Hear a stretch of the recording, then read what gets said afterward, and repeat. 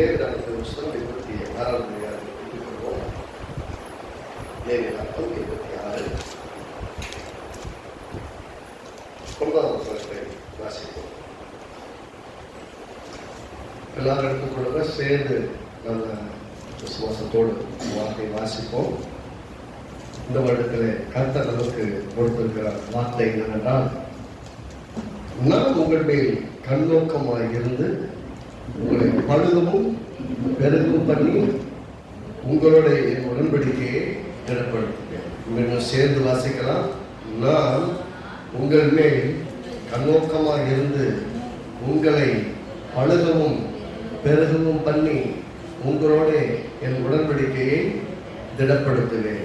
எல்லாம் பக்கத்தில் பார்த்து சொல்லுங்க. கர்த்தர் உங்கள் மேல் கண்ணோக்கமாக இருக்கிறார். சொல்லுங்க, கர்த்தர் உங்க மேல கண்ணோக்கமாக இருக்கிறார். உங்களை பழுகவும் பெருகவும் செய்வார். உங்களோட தேவனுடைய உடன்படிக்கையை திடப்படுத்துவார். ஆமென். எத்தனை பேர் விசுவாசிக்கிறீங்க? நீங்க ஆரம்பிக்கிற பசங்க வாசனை அப்படின்னு பெருசா ஸ்பெஷலா தெரியலையே அப்படிங்கிற மாதிரி எவ்வளோ ஸ்பெஷல் தெரியுமா? யோசிச்சு பாருங்க.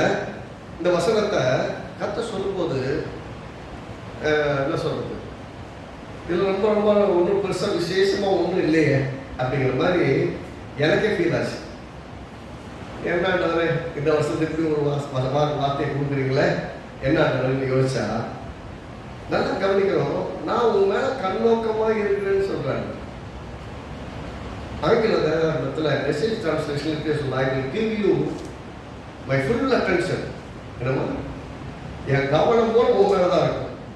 ஸ்கூல்ல பார்த்துருக்கீங்களா, அந்த பசங்க சரியா படிக்கல, சரியா மார்க் எடுக்கணும்னா அவங்களையே பார்த்துட்டு இருப்பாங்க, அவங்களையே கேள்வி கேட்பாங்க, அவங்களையே கூப்பிட்டு ஏன்னா பின்னாடி பெஞ்சில் உட்காந்துருக்கவங்க ரொம்ப எப்பயுமே கஷ்டம் இல்லையா? கர்த்தர் இந்த வருஷத்துல நமக்கு சொல்றது என்னன்னா, உன் மேல என்னோட ஃபுல் அட்டென்ஷனை வைக்க போறேன். சொல்லுங்க, என் மேல கர்த்தர் ஃபுல் அட்டென்ஷனை வைக்க போறேன். அட்டென்ஷன் அர்த்தம் ஒன்றை மட்டும் தான் கவனிக்க போறேன். கவனிச்சு பார்க்கறது என்ன அர்த்தம்? ஒன்று குறு என்ன குறுன்னு பார்க்கணும்னு கேட்பீங்கல்ல, என்ன முறைச்சு பார்க்குற மாதிரி பார்க்குறேன். கர்த்தவங்களை முறைச்சு பார்க்கல, அட்டென்ஷன் கொடுத்து பார்க்குறாரு, டீட்டெயிலாக பார்க்குறாரு. பிள்ளை முகமாடி இருக்கா, பிள்ளை இருந்தே சஞ்சலத்தில் இருக்குதா, பிள்ளையோட எண்ணங்கள் எப்படி ஓடிட்டு இருக்குது, பிள்ளையோட வீடு எப்படி இருக்குது, பொருளாதாரம் எப்படி இருக்கு, குடும்பம் எப்படி இருக்கு, தேவை எப்படி இருக்கு, பிள்ளை எப்படி இருக்குங்கிறத கர்த்தர் உங்கள் மேல ஃபுல் அட்டென்ஷனை வைக்க போறாரு இந்த வருஷத்துல. ஆமென். எதுக்கு அட்டென்ஷன் வைக்கிறாரு? ஏன்னா I will make sure, அருமையான வசனம், அந்த மெசேஜ் டிரான்ஸ்லேஷன் ரொம்ப அருமையா இருக்குது. எப்படின்னா, I will give you my full attention. What பேசுகிறேன் எப்படி பார்ப்பாங்கன்னா, என் அட்டென்ஷன் ஃபுல்லாக உங்க மேலே தான் இருக்கும். எதுக்குன்னா, I will make sure you will prosper. நீ ரொம்ப செழிக்கிறத உறுதிப்படுத்திக்கிற கடவுள் உறுதிப்படுத்திக்குவார். அப்படின்னா இது மனுஷங்கள் பார்த்து நமக்கு கொடுக்குது இல்லைங்க. நம்ம மேல யாருக்கு அக்கறையா இருக்காங்க யோசிச்சு பாருங்க. என் மேல உங்களுக்கு அக்கறை இருக்கா? ஒரு வாரம் நான் வீட்டில் சாப்பிடாம இருக்கேன், என்னை பத்தி என்னன்னு கேட்டீங்களா? ஒரு வாரம் முடியாம படுத்திருக்கேன், என்னை பத்தி விசாரிச்சு பார்த்தீங்களான்னு வீட்டில் கூட கேட்பாங்கல்ல. சில சமயம் பெண்கள் சில சமயம் கணவன்கிட்ட கேட்பாங்க, பசங்கள்கிட்ட கேட்பாங்க, என்னை கொஞ்சமாக கவனிச்சிக்கலான்னு. நான் ஏங்க அவசரமா வர்றேன் போறேன், வீட்டில் தான் இருக்காங்க, நம்ம கூட தான் இருக்காங்க, நம்ம கூடயே தான் பக்கத்துலேயே படுத்திருக்காங்க. ஆனால் நம்ம நேரத்தை யாருமே தெரியாது. ஆனால் இவர் என்ன சொல்றாருன்னா, நான் உங்களால ஃபுல் அட்டென்ஷன் வச்சிருக்கேன். இந்த வருஷம் கர்த்தருடைய ஃபுல் அட்டென்ஷன். அதனால தான் இந்த வருஷத்தினுடைய கர்த்தருடைய கவனத்தினால ஃபுல் அட்டென்ஷன் அவங்க மேல தான். அப்படி என்னங்க நம்ம விசேஷம் அப்படின்னு கேட்டீங்கன்னா, அவ்வளவு பெரிய விலையை செலுத்தி சிலுவையில் கர்த்தர் இந்த வருஷத்துல ஒரு பெரிய என்ன சொல்றது, ஒரு பெரிய மறுரூபத்துக்கு ஏதுவா ஒரு பெரிய என்ன சொல்றது தோண்டி எடுத்து எல்லாம் பட்டி கழிவெல்லாம் நீக்கி ஆளுமைப்படுத்தி பயங்கர யூஸ்ஃபுல் இன்ஸ்ட்ருமெண்ட் மாதிரி எல்லாத்தையும் மாத்துறதுக்கு கர்த்தர் ரொம்ப கவனமா இருக்கிறார். இங்க சொல்லும் போது I will make sure you prosper. அப்படின்னு என்ன அர்த்தம்? மேக் ஷூர்னா நான் உறுதியா நீ பெறுகிற, நீ பழுகிற பெறுகிறேங்கிறத நான் உறுதியா பார்த்துக்கிறேன். நாம சாப்பிட்டோமான்னு கவனிக்காத இந்த உலகத்துல நம்ம நிலைமையை பத்தி யாருமே சொல்ல முடியாத இருக்கும் ஒரு நிலைமையை கூட கர்த்தர் நம்ம மேல ரொம்ப கவனம் வச்சிருக்கிறாருன்னா கர்த்தர் நம்ம மேல வச்சிருக்கான்னு தெரிஞ்சுப்பாங்க.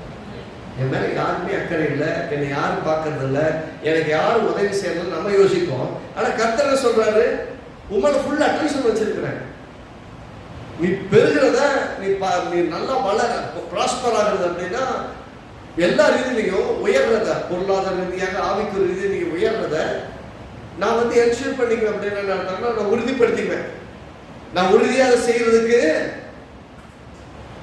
கடைசி சொல்ல போனா எல்லாருக்கும் சாப்பாடு பரிமாறுற ஆளு கடைசி பெருமாள் சாப்பாடு கிடைக்காது. கர்த்தர் சொல்றாரு, நீ சாப்பிட்டேங்கிறத உறுதிப்படுத்திக்கிறேங்கிற, நீ சாப்பிட்டேங்கிறத நான் கன்ஃபார்ம் பண்ணிக்கிறேன், நீ தேவையெல்லாம் சந்திக்கப்பட்டதுங்கிறத நான் கன்ஃபார்ம் பண்ணிக்கிறேன். அப்படின்னா கடவுள் நமக்கு கொடுக்கிற விஷயத்த நாம பெற்றுக்கொண்டோமா இல்லையாங்கிற விஷயத்துல அவர் நம்மள்கிட்ட கன்ஃபார்மா பார்த்து அட்டென்ஷன் கொடுத்து பார்த்து கண்டுபிடிச்சுக்கிறாரு. Make sure you prosper, make sure you grow. என்னமா செழிக்கிறத பத்தி கவனமா பார்க்கிறாரு, வளர்றத கவனமா பார்க்கிறாரு. அப்படின்னா அவருக்குள், அவருடைய வல்லமையில், அவருடைய கிருபையில், அவருடைய வரங்களில், அவருடைய ஆசீர்வாதங்களில் நீங்கள் வளர்றத எப்படியா grow in numbers. அத்தனை பெருக்க உங்களை பழுது பெருகன்னு சொல்லிக்கிறார் இல்லையா? வசனம் சொல்லும்போது பார்த்தீங்கன்னா என்ன, நான் உங்கள் மேல் கண்ணோக்கமாக இருந்து உங்களை பழுதுவும் பெருகவும் பண்ணுவேன், உங்களுடைய என் உடன்படிக்கையை திடப்படுத்துகிறேன். அப்படி சொல்ல keep my covenant with you in good working order. எப்படி கரெக்டா ஒர்க்கிங் ஆர்டர் இருக்குதோ அந்த ஆர்டர் எல்லாத்தையும் என் உடன்படிக்கை வாழ்க்கையில செய்ய செய்வேன். உலகம் ஆர்டர் இல்லாத உலகம். வீட்டில் பாருங்க, நேற்று ஒரு சட்டம், இன்னைக்கு ஒரு சட்டம், நாளைக்கு ஒரு சட்டம். நேற்று சட்டத்தை நீ கரெக்டாக கீப்பப் பண்ணிட்டாங்க, சட்டத்தை பார்த்து அதை கத்த சட்டத்தை அடிக்கடி மாற்றது கிடையாது. அவரை பொறுத்த வரைக்கும் என்ன விசுவாசிக்கிறாயா மொத்த கேள்வி. அவர் பரலோக சட்டம் என்னன்னா, என்ன விசுவாசிக்கிறையா, ஆசீர்வதிக்கிறேன். நீ ஆசீர்வாதம் நான் பெற்றுக்கொள்ள, சுகத்தை பெற்றுக்கொள்ள, நன்மை பெற்றுக்கொள்ள நீ தகுதியா இருக்க. ஒரு நம்ம பார்வைக்கு நாம தகுதியா இருக்கோமா இல்லைன்னு கேள்வி இருக்கலாம். ஆனால் கர்த்தர் நம்மை உறுதிப்படுத்திக் கொள்வார். செழிக்கை செய்யறத கவனமா இருப்பார். இதில் ஆம்பிளிஃபைட் பைபிள் சொல்ல, I will be leaning toward you with favor. உன் மேல ரொம்ப அக்கறையா நீ என்ன சொல்றீங்கிறது கவனமா ஒன்று கேட்பேன். மற்ற நிறைய டிரான்ஸ்லேஷன் பாருங்க, உன்னை மதிப்பேன். நம்மளை மதிக்கிறதுக்கு ஒருத்தர் இருக்காங்க பாருங்க. நம்மளை யாராவது வீட்டில் பாருங்க, நம்மளை மதிப்பாங்களா? கேஜேவி, என்ஐவி, இந்த மாதிரி எல்கேஜேவி நிறைய ட்ரெஸ்லாம் பார்த்தீங்கன்னா ஆம்பிளிஃபைட் பைபிள் முற்பட்டு எப்படி சொல்றேன்னா, I will respect you, I will respect you. அப்படின்னு அர்த்தம், எதை ரெஸ்பெக்ட் பண்ணுவாரு? நம்மளுடைய விசுவாசத்தை மதிச்சு நம்மளை கவனிச்சு பார்க்கிற ஒரு தேவன் இருக்கிறார். அவர் மேல இருக்கிற நம்பிக்கையை மதிச்சு நம்மளை கவனிச்சு பார்க்கிற ஒரு தேவன் இருக்கிறார். இந்த வருஷத்துல கர்த்தருடைய கண்கள் உங்கள் மேல் கவனமா இருக்கு.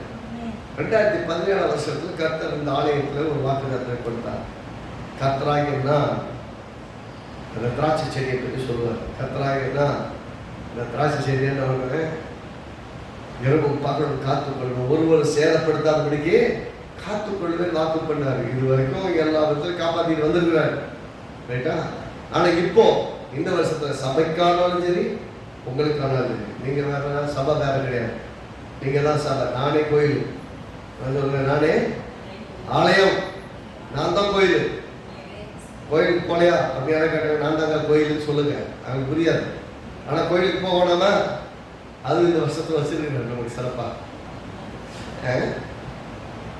கர்த்தருடைய பார்வையில நம்ம எப்படி இருக்க போறோம்னு சொன்னா, கர்த்தர் நம்மளை ஃபுல் டீட்டெயிலா நம்மளை கவனிச்சு பார்த்து, நம்மளை விசாரித்து, நமக்கு தேவைகளை சந்தித்து, நீ ஆசீர்வாதத்திலே பெறுவதையும், நீ பொருளாதார ரீதியாக பெறுவதையும், நம்பர்ல உங்க வீட்டுல சந்ததியர் ஆசீர்வாதங்கள்ல நீங்க திருப்தி அடைவதையும் நான் உறுதி செய்து கொள்வேன்.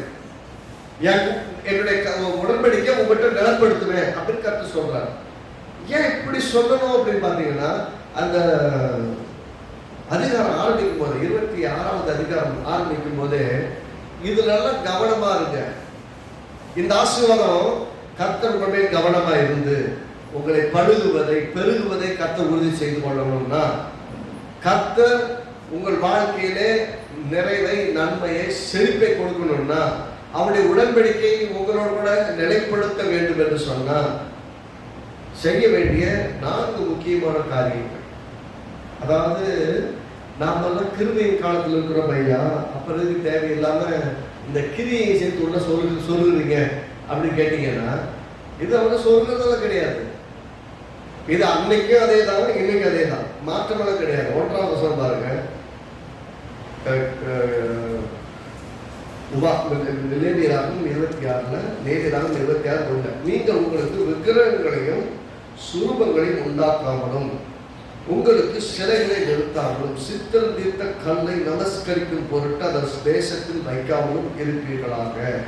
நான் உங்கள் தேவனாகிய கர்த்தர். முதல் விஷயத்துல இப்படி ஆரம்பிக்கிறார். எப்படி ஆரம்பிக்கிறாரு? கற்பனையில கற்பனை என்னது?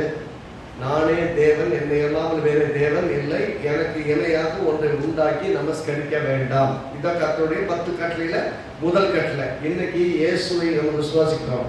நான் என்னைக்கு மட்டும் கட்டளை மாத்திட்டாரா? என்ன வந்து யாரோட கூப்பிட்டு சொல்றாரா? இயேசுவை விசுவாசித்து ஏற்றுக்கொண்டியா? உன் மனசுக்குள்ள தெளிவடைஞ்சிட்டேன்னா, நீ அவர்கிட்ட வாழ்க்கை கொடுத்துட்டேன்னா, அந்த கிறிஸ்துவ மக்கள் சொல்றாரு, கர்த்தருக்குள்ள இருக்க மக்கள் சொல்றாரு, தப்பி தவறி எதை செய்யக்கூடாது? விக்கிரகத்தை உண்டாக்கி கையினால் ஒரு சிலையை உண்டாக்கி வேதாவுக்கு அழகு சித்திரம் தீர்த்த ஒன்றை எடுத்து வச்சுக்கிட்டு நீ கும்பிடுற வேலையை செய்யாதுங்கிறாரு. இதுக்குன்னா அவங்கள பொறாமையா அப்படின்னு கேட்டீங்கன்னா, அவர் பொறாமையெல்லாம் பண்றது கிடையாது. ஏன்னா இந்த எல்லாவற்றுக்கும் மேலாக அவர் இருக்கிறார். அவர் சொல்றாரு, நானே தேவன். உங்கள் தேவனாகிய கர்த்தர், நானே உங்கள் தேவனாகிய கர்த்தர். நான் உங்கள் தேவன் தான். இன்னைக்கு கேட்கிறாங்க, இயேசு உங்கள் தேவனா வேற யாருங்க தொழுது கொள்வீங்க? இயேசு உங்கள் தேவனா வேற யாரும் தொழுது கொள்ள முடியும்? இயேசுவை தான் தொழுது கொள்ள முடியும். அப்படின்னா இயேசுவை தனக்கு தெய்வமாக்கி கொண்டவர்கள், இயேசுக்குள்ளாக வாழ்கிற கிறிஸ்துவ குடும்பங்கள் இயேசுவையே தேவனாய் ஆராதிக்கணும். தப்பி தவறி சில காரியங்களை செய்ய வேண்டாம்னு சொல்றாரு. இதுல பாத்தீங்கன்னா, என்னுடைய பைபிள்ல நான் வச்சிருக்க ஒரு வருஷம் பைபிள் வந்து இது அதே தான் வழக்கமாக இருக்க பைபிள். கொஞ்சம் சில முக்கியமான விஷயங்கள் அப்டேட்லாம் இருக்கும். இதுல ஆரம்பிக்கும்போது எப்படி ஆரம்பிச்சிருக்குன்னா, கீழ்ப்படுத்தலின் பலன். கீழ்ப்படிச்சா எப்படி பலன் வரும் அப்படின்னு கர்த்தர் வசனங்களை சொல்லிக்கிறார். 13ஆம் வசனம் வரைக்கும். 14ஆம் வசனத்திலிருந்து கீழ்ப்படியாமைக்கான தண்டனைகள் அப்படின்னு தான் ஆரம்பிக்குது. இது எப்படி இருக்குன்னா, உபாகமம் 28 வரும் இல்லையா? முதல் 13-14 வசனம் ஆசீர்வாதமும், மிச்சம் வசனம் சாபமும் அப்படின்னு.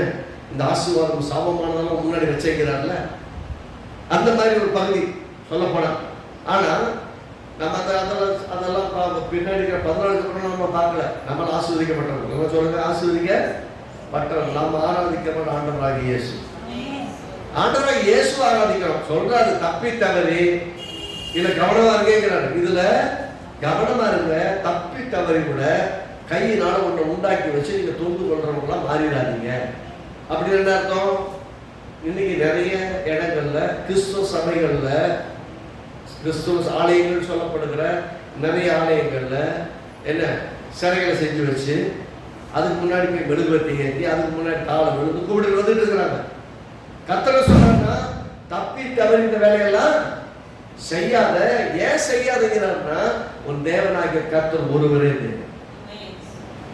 சொல்றாரு. நானே உங்கள் தேவனாகிய கர்த்தர். சரிப்பா, நான் தான் உன் தேவன்னா வேற எதை எடுத்து வச்சு தொழுது கொள்வீங்க? எனக்கு இணையாக வானத்திலோ பூமியிலோ பூமியின் கீழோ சமுத்திரத்திலோ யாதொன்றையும் இணையாக செய்து வைத்து நான் நினைச்சு கும்பிடாத.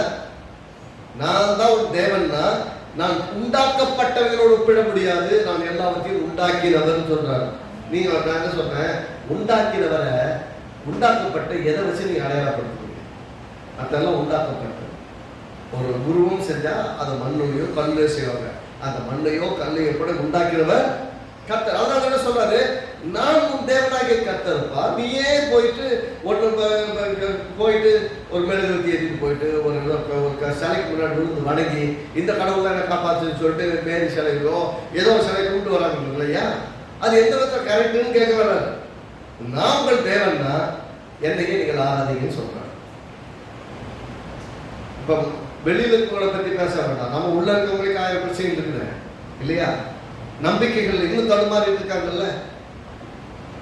அப்ப கர்த்தர் சொல்றாருன்னா என்ன நீ தெரிஞ்சு கொள்ளணும் அப்படின்னா, என் கூட உறவாடித்தான் நீ தெரிந்து கொள்ளணுமே ஒழிய, ஆவியில உணர்ந்துதான் நீ தெரிந்து கொள்ளணுமே ஒழிய ஒரு உருவத்தை வச்சு கும்பிடக்கூடாது. அப்படி பண்ணீங்கன்னா கொஞ்ச நாளுக்கு அப்புறம் அந்த உருவம் தான் உங்களுக்கு கடவுளா இருக்கும், கடவுள் கடவுளா இருக்க மாட்டாங்க. உருவ வழிபாடுகளை கர்த்தர் வெறுக்கிறது காரணம் என்னன்னா, ஆவியா இருக்கிற தேவனை எந்த உருவத்தை வச்சு நீங்க கணக்கு போடுவீங்க சொல்லுங்க?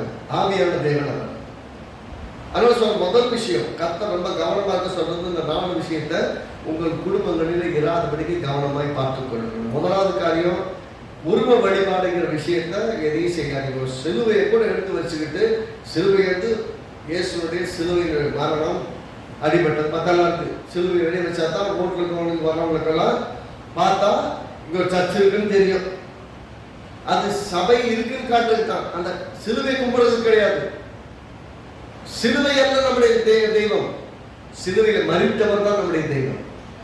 ஆமே, சிலுவை அல்ல.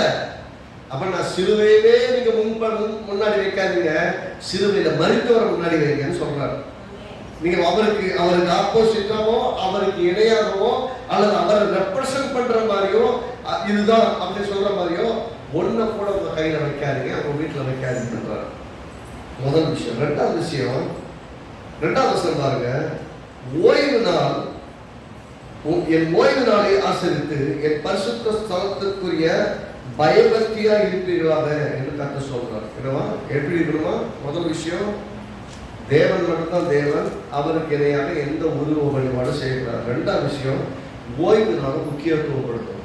ஓய்வு நாள அப்படின்னு என்ன அர்த்தம்? நான் எப்படி சொல்றேன், ₹1,00,00,000 நீங்க உங்களுக்கு சம்பளம் கொடுத்தாலும் என்ன சொல்லணும்? நான் ஆராதிக்கப்பேன். ஓய்வு இருக்கிறேன். ஓய்வு இருக்கிற சும்மா கிடையாது. நான் இதை பற்றி பின்னாடி ஒரு நாள் இதை பற்றி பேச வேண்டியது, இதை பற்றி ஒரு நாள் பேச வேண்டியது. நான் பேசுறேன். இதை பற்றி கொஞ்சம் வேலைக்கு சொன்னா தான். அந்த ஓய்வு நாள் எதுக்குங்க? ஓய்வு நாளை கர்த்தர் வச்சார். 6 நாள் கர்த்தர் எல்லாத்தையும் படைச்சார், மனுஷனை உண்டாக்கிட்டார். 6ஆம் நாள் தான் உண்டாக்குறாரு. 7வது நாள் அவருக்கு ஓய்வு. முதல்ல வந்தோடனே அவரை இன்ட்ரோடியூஸ் பண்ணதே ஓய்வு தான். மனுஷனுக்காக தேவன் எல்லாத்தையும் செஞ்சு முடிச்சுட்டாரு. வந்த மனுஷன் சாப்பிட்டு நிம்மதியா திருப்தியா இருக்கணும். எதனால ஓடுறான்? பாவம் மனிதனுக்குள்ள வேலை. பாவம் வந்து அவனுடைய ஆசீர்வாதமான வாழ்க்கையை திருடிச்சு. அதனாலதான் பணத்துக்கு பின்னாடி, வேலைக்கு பின்னாடி, தொழிலுக்கு பின்னாடி ரெத்தி வேறு சிந்த உழைக்கிறவன் ஓடிட்டு இருக்கிறான். ஆனா கர்த்தருடைய திட்டம் என்னன்னு பாத்தீங்கன்னா, ஓய்வு நாள்ல நீ ஓய்வு இருக்கணும். இவன் சொல்றாரு, என் ஓய்வு நாட்களை ஆசரித்து, அடுத்து என்ன சொல்ற? 3வது விஷயம், என் பரிசுத்த ஆலயத்தை ஸ்தலத்தை குறித்து பயபக்தியா இருப்பீர்களாக, ஏன்னா நான் கர்த்தர். 2 விஷயம் சொல்றேன். முதல்ல உருவ வழிபாடு வேணாம், நான் உன் தேவனாகிய கர்த்தருங்கிறாரு. இப்ப ஆலயத்தை பத்தி பேசுறாரு. நீ ஆலயத்தை என்ன பண்ணணும்? ஓய்வு நாள ஆசரிக்கணும். என்ன ஓய்வு நாள்? ஞாயிற்றுக்கிழமை அப்படின்னு சொன்னா நல்லா தேவனை ஆராதிக்கணும், நல்லா சாப்பிடணும், நிம்மதியா குடும்பத்தோடு நேரத்தை செலவிடணும். இந்த வருஷத்துல இது வரைக்கும் அப்படி பண்ணலன்னா அதை திட்டமிடுங்க. ஞாயிற்றுக்கிழமையை நான் ஓடி உழைச்சு, நான் கேட்குறேங்க, அப்படி சம்பாதிச்சு நீங்க கோடீஸ்வரன் ஆகிட்டீங்களா? ஞாயிற்றுக்கிழமை கூட நம்ம உழைச்சு என்னங்க பண்ணீங்க? ஒன்றும் பண்ணலையே. இன்னைக்கு ஒரு நாள் கொஞ்சம் வருமானம் வந்தா சில பிரச்சனை சமாளிச்சலாம் நினைக்கிறீங்க. அதை நிறுத்திட்டு நீங்க கர்த்தரை தேடி பாருங்க. முதலாவது தேவனுடைய ராஜ்யத்தை தேடி பாருங்க, மற்றதெல்லாம் கூட கர்த்தரை கொடுப்பாரு. அப்படின்னா வேலையே செய்ய வேணும்னு கர்த்தர் சொல்ல. 6 நாள் நீ வேலை செய்ய, 7வது நாள் ஓய்ந்துருக்கிறாரு. அன்னைக்கு தான் உங்க குடும்பத்தோட உட்கார்ந்து பேசுறதுக்கான நாள், பேசுறதுக்கான நேரம், உங்க குடும்பத்தில் இருக்கிற மக்களோடு உறவாடக்கூடிய நாள். அத்தனை நாள் படிங்க. காலையில் எழுந்திருப்பீங்க, அடிச்சு பிடிச்சி சமைப்பீங்க, வீட்டுக்காரர் வேலைக்கு அனுப்புவீங்க, பிள்ளைகள் வேலைக்கு அனுப்பி ஸ்கூலுக்கு அனுப்புவீங்க. நீங்க வச்சு அனுப்பியாச்சு. எல்லாம் கிளம்பி போனதுக்கு நீங்க தனியாக உட்காந்துருப்பீங்க. யாரோட பேசுவீங்க? பேச முடியாது இல்லையா? நைட் வரும்போது டயர்டா வருவாங்க, சாப்பிடுவாங்க, சாப்பிட்டு அப்படியே சாப்பிட்டு கையை கூட கழுவாம படுத்து மாட்டேன். அவ்வளோ டயர்டு. பசங்களை பார்த்தீங்கன்னா நைட்டு 10 மணி நேரம் படிச்சுட்டு இருப்பாங்க. அப்படியே படிச்சுட்டு இருக்க மாதிரி இருந்தால் அது கூட வாழ்ந்துருப்பாங்க, தூங்கிடுவாங்க. ஆனால் அப்புறம் டயர்டு. அந்த நாள் ஃபுல்லாக என்ன ஆயிடுச்சு, ஃபுல் டே காலியாயிடும். அவங்க நீங்க இருப்பீங்க, உங்களோட உங்க பிள்ளைகளோ கணவரோ யாரும் கூட இருக்க மாட்டாங்க, மனைவியோ வேற பக்கத்துல இருக்க மாட்டாங்க. அந்த நாள் ஃபுல்லா நீங்க தனியா இருக்க மாதிரி இருக்கும். ஆனா நான் ஓய்வு நாள் அன்னைக்கு பாருங்க, எல்லாருக்கும் ஓய்வு நாள். ஸ்கூல்ல ஓய்வு நாள், கணவருக்கு ஓய்வு நாள், மனைவி கிளம்பி ஓய்வு நாள். அப்படின்னா ஆராதிக்கணும், முடிச்சுட்டு வந்து நிம்மதியா சாப்பிட்டு சந்தோஷமா குடும்பத்தோடு நேரத்தை செலவழிக்கிற கர்த்தர் சொல்றாரு. தேவனுடைய ஆலயத்தை ஆராதிக்கிற விஷயத்தை நோ காம்ப்ரமைஸ். இந்த வருஷத்துல எல்லாம் சொல்லுங்க, no compromise. No compromise on Sunday service. நான் அடிக்கடி சொல்ற மாதிரி தான், ஒருவேளை இழுத்துட்டு பறிச்சுட்டு இருந்தீங்கன்னா வாங்க, அது பார்த்துக்காங்க, கத்திரைங்கிறது குணமாக்கி அனுப்புவோம். இங்க வந்து செத்து போகணும்னு சொல்ல மாட்டேன், ஐயா இது உயிர்ப்பிக்கிற இடம் எல்லாம் சொல்லுங்க, உயிர்ப்பிக்கிற. ஆமா, கத்தர் நீங்க பாப்பீங்க பாருங்க, கத்தர் செய்த வேலையை நீங்க பாப்பீங்க. கத்தர் செய்த வேலையெல்லாம் பயங்கரமா இருக்க போகுது. இப்போ வந்து ஜஸ்ட் நான் அப்படியே சொல்லிட்டு போயிட்டு இருக்கிறேன், ரொம்ப சில விஷயங்களை பேசாமல் எமோஷனல் ஆகிடுறேன். வேணாம், நான் சொல்றேன், இந்த ஆலயத்துக்குள்ள கத்தர் உயிர் மீட்சியை கொடுப்பார். நீங்க எந்த நிலைமையில வந்தாலும் சரி, இங்க வரும்போது எவ்வளவுக்கு எவ்வளவு கலவீனமாகவும் முடியாம இருந்தீங்களோ, வெளியே போகும்போது அவ்வளவு பலனோடு கிருபையோடு தைரியத்தோடு கூட போறதுக்கு கத்தர் உதவி செய்வார். ஆமென். அப்போ ஞாயிற்றுக்கிழமையில தேவனுடைய ஆலயத்துல ஆராதிக்கிறத நோ காம்ப்ரமைஸ் டே. சொல்லுங்க, என்ன டே? எல்லாம் சொல்லுங்க, ஞாயிற்றுக்கிழமை தேவனை ஆராதிக்கிறது நோ காம்ப்ரமைஸ் டே. வீட்டில் எழுதி வைங்க, நோ காம்ப்ரமைஸ் டே. சண்டே ஃபுல்லாக எல்லா வாரத்தில் உங்கள் காலத்தில் எல்லா ஞாயிற்றுக்கிழமையும் நோ காம்ப்ரமைஸ் டேன்னு எழுதி வைங்க. ஏன்னா அன்னைக்கு எந்த சாத்துப்பூக்கெல்லாம் கிடையாது, தேவனுடைய சமூகத்தில் இருந்தே ஆகணும். நான் இங்கே போன ஞாயிற்றுக்கிழமையில இல்லை, ஆனாலும் நான் ஆராதிக்க போகாம இல்லை. ஆராதனை எனக்கு உயிர் ஜீவன். அவருடைய ஜீவனுக்குள்ள ஐக்கியப்படணும்னா அவரோட நேரத்தை செலவழிச்சாகணும். ஆராதனைக்கு போகவே முடியாது. ஒரு டூரே போனாலும் சரி, டூரே போனாலும் கூட அந்த ஊரில் எங்கடா சர்ச்சை இருக்குன்னு விசாரிச்சு பார்த்து, அந்த லாங்குவேஜே புரியலன்னாலும் சரி, அங்கே போய் உட்காந்து தேவனை ஆராய்ச்சிப்பாங்க. அவங்க எல்லாம் ஏதாவது ஒரு லாங்குவேஜில் பாடுவாங்க, நம்மளும் கூட சேர்ந்து அவங்க லாங்குவேஜில் பாட முயற்சி பண்ணுவோம். லாங்குவேஜ் புரியாது, ஆனால் பரலோக தேவனுக்கு நம்ம லாங்குவேஜ் புரியும். என் பிள்ளை பிரசன்ட் ஆயிடுச்சு, என் பிள்ளை நான் சந்திக்க வந்திருக்கு, நிச்சயமாகவே கர்த்தரை ஆசீர்வதிப்பார். அப்போ தேவனை தேடுறது இல்லைங்க, காலையிலேயே டூர் கூட்டுமா, அப்படி ஒரு டூரே தேவையில்லை, போலாம். இந்த ஒரு வாரம் தானங்க, ஒரு வாரம் தான். இந்த ஒரு வாரம் நீங்க எத்தனை வாரம் போகும்னு உங்களுக்கு தான் தெரியும். எப்ப ஒரு வாரம் ஸ்கிப் பண்ணி பாருங்க, அடுத்தடுத்து ஸ்கிப் ஆகிட்டே இருக்கும். ஆலயம் அதே மாதிரி பரிசுத்த ஆலயத்தை குறித்து என்ன எப்படி இருக்கணுமா, பயபக்தியா இருக்கணும். அடுத்து ஆண்டு தேவன் என்ன இருப்பார், முதல்ல கோவிலான விஷயத்தை, அடுத்து ஆலயத்தை குறித்த பயபக்தி. இங்க கேஷுவலா எல்லாருமே இருக்கிறாங்க, ரைட்டா? இங்க ரொம்ப கேஷுவலா தான் வச்சிருக்கேன் நான் எல்லாரும். ஆனா மறக்கக்கூடாது, இது தேவனுடைய சரீரமாகிய சபை. இங்கே தேவன் தலையா இருக்கிறார். இந்த இடம் நம்முடைய பார்வைக்கு ஒண்ணுமே இல்லாத இருக்கலாம், ஆனாலும் அவருடைய சரீரமாகிய சபை. அப்ப இங்க நம்ம கூடி வரும்போது இந்த இடத்துல அவருடைய மகிமை விளங்குகிறது. பரலோகத்தில் போயிட்டு அவர் சிங்காசனத்தை வீட்டு இருக்கும் போது நாம பாட்டுக்கு தெக்க மக்கள் உட்காந்துருப்போமா? அங்க போனால் மட்டும் பயபக்தி என்னவா, அது பரலோகம். இது என்னவா, பரலோகத்துல புல் ருசி, இங்க முன் ருசி.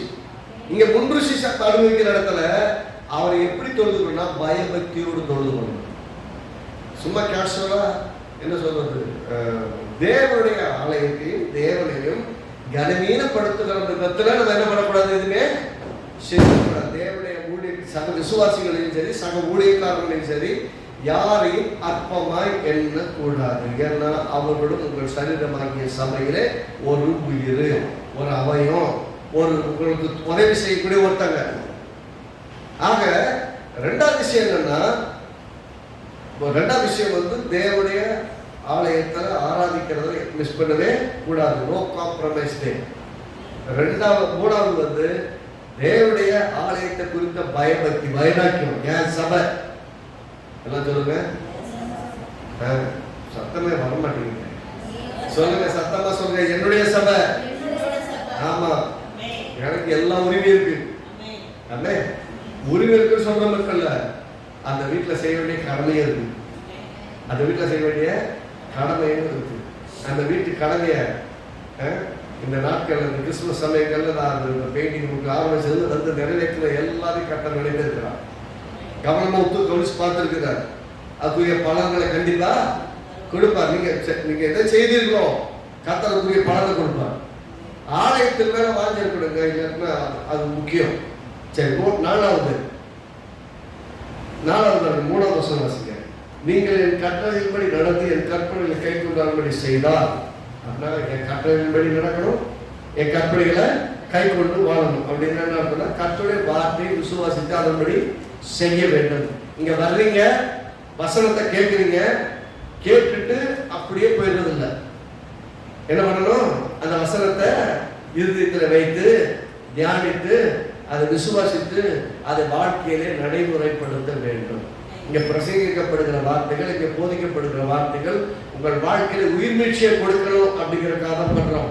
அப்ப கேட்டுட்டு அதை விசுவாசிக்காம போனீங்கன்னா ஒரு பலனுமே கிடைக்காம போயிடும். எத்தனை சொல்றது விளங்குது?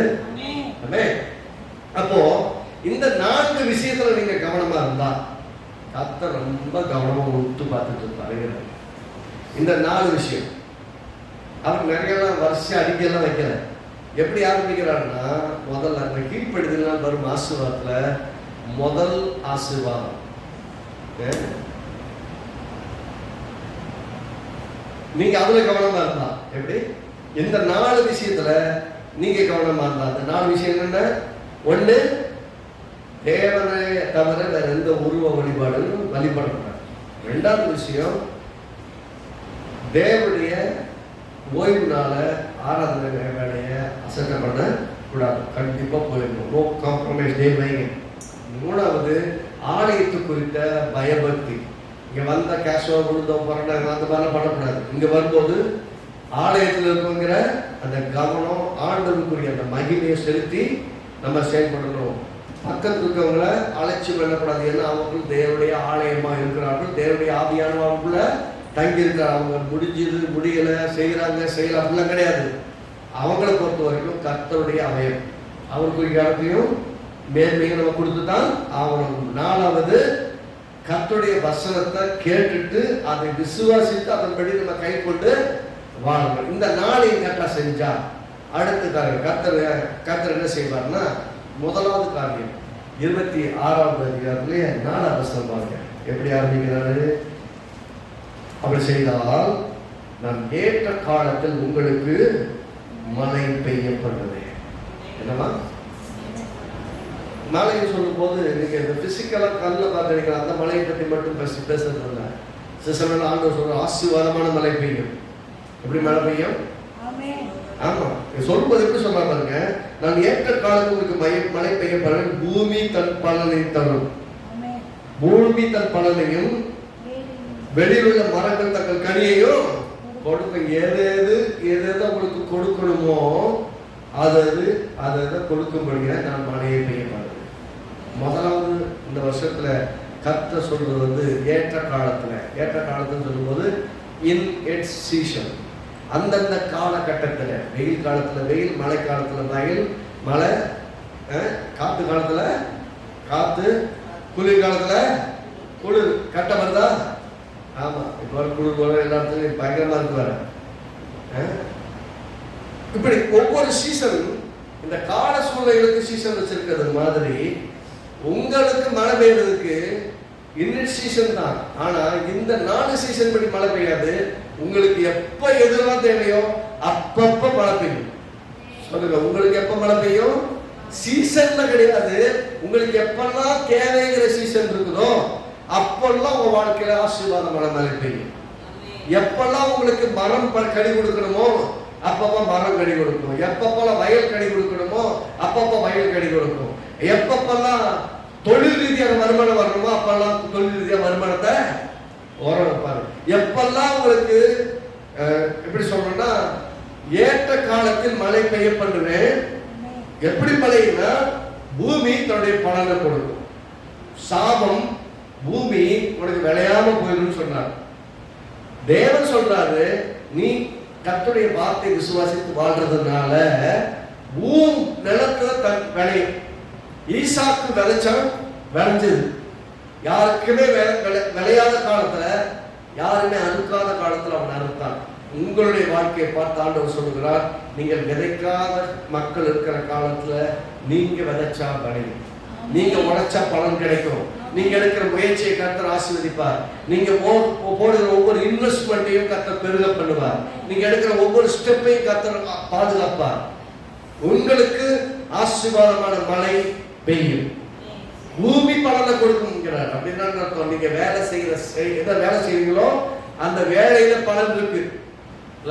என் வேலையில ஏன்னா கர்த்தர் சொல்ற, நீ கையிட்டு செய்யும் எல்லா வேலைகளும் தேவனாகிய கர்த்தர் உன்னை ஆசீர்வதிப்பார். எல்லாம் சொல்லுங்க, என் தேவனாகிய கர்த்தர் நான் கையிட்டு செய்கிற எல்லா வேலையும் ஆசீர்வதிப்பார். எல்லா வேலையும். ஆமா, இந்த வேலை அந்த வேலை கிடையாது. எல்லா வேலையும், வீட்டு வேலை செஞ்சா கூட வீட்டு வேலையில என்ன ஆசீர்வாதம். மணிக்கணக்காக நின்று தேய்ச்சி பாருங்க பாத்திரத்தை, அப்ப தெரியும் இல்லையா?